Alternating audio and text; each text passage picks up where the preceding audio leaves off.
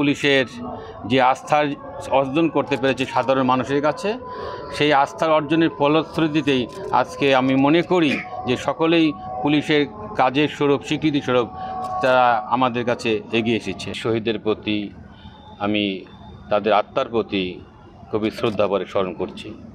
তাদের আত্মদানের মাধ্যমেই আমরা একটি নতুন বাংলাদেশ পেয়েছি।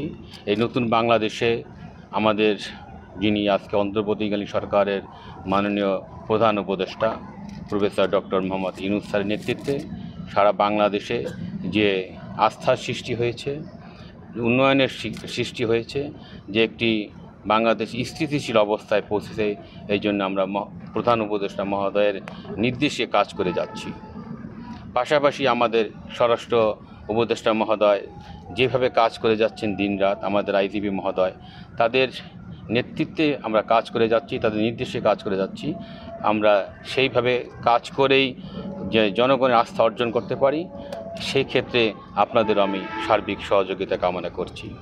আজকে আমাদের মুন্সিগঞ্জ জেলায় 3 জন জুলাই আগস্ট বিপ্লবের শহীদ হয়েছেন, তাদের সাথে তাদেরকে আজকে আমরা একত্রে মিলিত হয়েছি তাদের পরিবারের সাথে।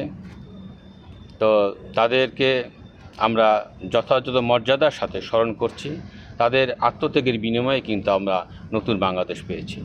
তো আজকে এই ধ্বংসাত্মক কার্যকলাপে ফ্যাসিস্টরা যারা জড়িত ছিল, সেই ধ্বংসাত্মকের মাধ্যমেই আজকে আমরা একটি যে আমাদের গাড়ি ক্ষতিগ্রস্ত করেছে, সেই ক্ষেত্রে যমুনা ফাউন্ডেশন, যমুনা ব্যাংকের সম্মানিত চেয়ারম্যান সাহেব রয়েছেন, উনি আমাদেরকে মুন্সিগঞ্জ পুলিশকে একটি গাড়ি উপহার দিয়েছেন। এই জন্য আমি যমুনা ব্যাংকের চেয়ারম্যান সাহেবকে আন্তরিকভাবে ধন্যবাদ জানাচ্ছি, জেলা পুলিশের পক্ষ থেকে, আমার ঢাকা রেঞ্জের পক্ষ থেকে।